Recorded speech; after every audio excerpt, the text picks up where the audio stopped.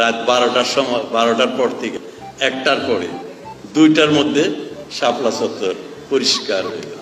শাপলা চত্বর পরিষ্কার হলো। শাপলা চত্বর হলো স্যান্ডেলের শাপলা চত্বর। সব হেফাজতের এই ধর্মান্ধরা, এই জঙ্গিরা, যারা মানবতার শত্রু।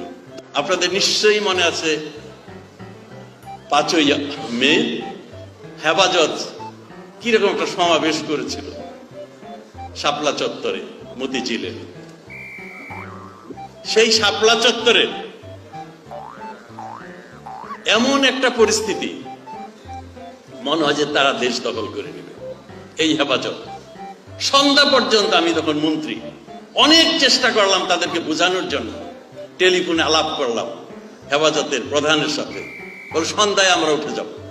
সন্ধ্যার সময় দেখি তারা গাড়িতে আগুন দেয়, সন্ধ্যায় কোরআন পোড়ায় বায়তুল মুকাররমে, ব্যাংকে আগুন দেয়, গাছ কাটে।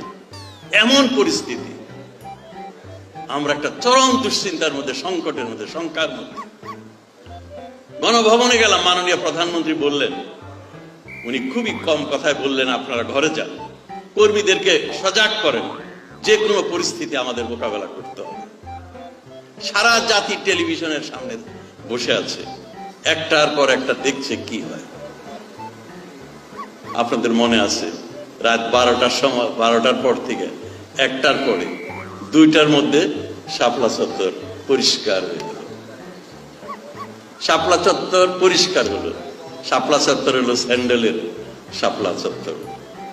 সব হেফাজতের এই ধর্মান্ধরা, এই জঙ্গিরা, যারা মানবতার শত্রু, ধর্মকে যারা রাজনীতির ব্যক্তিগত উদ্দেশ্যে ব্যবহার করে, পাকিস্তানের উচ্ছিষ্ট, পাকিস্তানের পদলেহনকারী,